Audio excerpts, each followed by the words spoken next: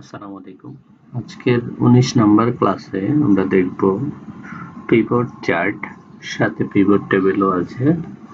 Pivot চার্টটা দেখার জন্য আমরা এখানে কিছু ডেটা ইনপুট করে নিয়েছি। এবার এই ডেটাগুলোকে এখানে সিলেক্ট করব। সিলেক্ট করার পর ইনসার্টে যাব। যাওয়ার পর এখান থেকে পিভট চার্ট নামে একটা অপশন আছে, আমরা এখানে ক্লিক করব। ক্লিক করার সাথে সাথে একটা টেবিল চলে আসবে। এই টেবিলে এটাকে আমরা নতুন শীটে করতে চাই না এক্সিস্টিং শীটেই করতে চাই। নতুন শীটেও করা যাবে, এক্সিস্টিং শীটেও করা যাবে। আর আমরা এখানে এক্সিস্টিং শীটেই দিচ্ছি।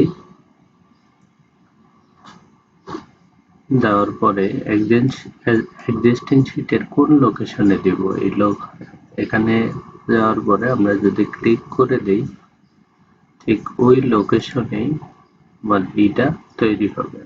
এবার ওকে করলাম, ওই লোকেশনেই কিন্তু চলে আসলো। আসার পরে এখান থেকে আমরা কি ওয়াইজ ক্যাটাগরি করব, যেমন নেম ওয়াইজ করব। নেমের কিন্তু এখানে একটা ফিল্ড চলে আসলো। এরপরে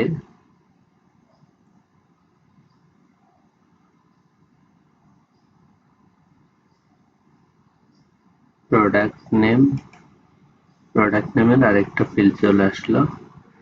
আমরা এই প্রোডাক্ট নেম গুলা লিজেন্ডের ঘরে দিয়ে দিই। এখানে কিন্তু লিজেন্ডের নামের একটা চলে আসলো। এবার এখান থেকে আমরা যে ভ্যালুটা আছে সেলস এই ভলিউমের মধ্যে চলে গেল।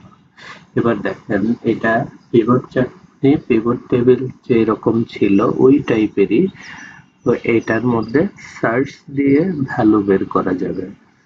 এখানে চাইলে আমরা আরো করতে পারবো, যেমন যদি চাই যে এখানে সিটি দিব, সিটি ওয়াইজ ফিল্টার করা যাবে।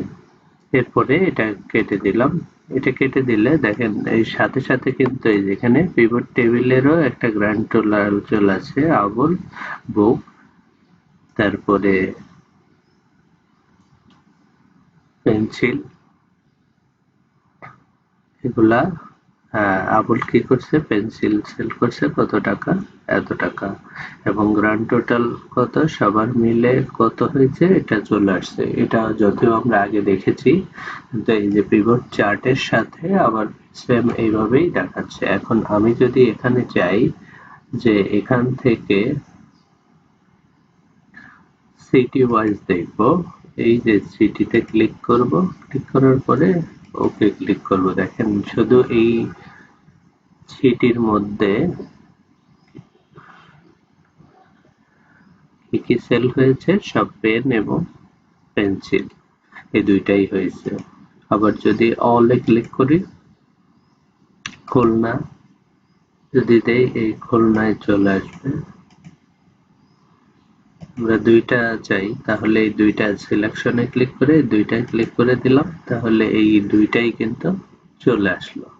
আবার চাইলে এখান থেকে ফুল অল দিয়ে দিলে এখানে কিন্তু সবগুলাই চলে আসবে। আবার নেম ওয়াইজ ক্যাটাগরি দেখতে চাইলে এখানে নির্দিষ্ট একটা নামে আমরা কত সেল হয়েছে সেটা দেখতে চাই, তাহলে এখান থেকে ওই নামে ক্লিক করব, শুধু ওই নামেরটাই দেখাবে।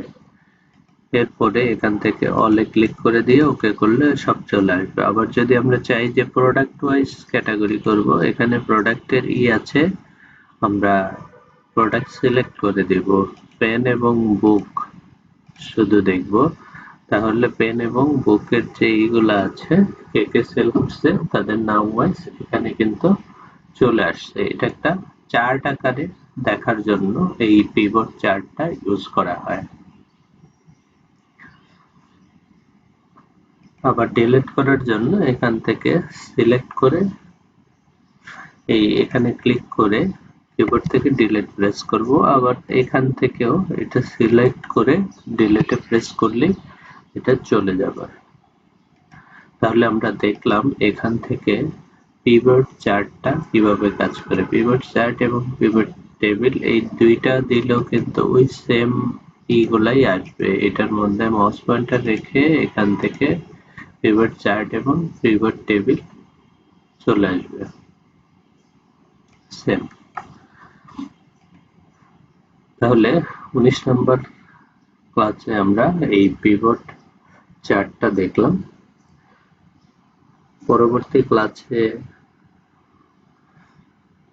আবার অন্য একটা দেখব। এর জন্য পরবর্তী ক্লাস পাওয়ার জন্য যারা এখনো সাবস্ক্রাইব করেননি, সাবস্ক্রাইব করে বেল আইকন অন করে রাখবেন। ধন্যবাদ সবাইকে।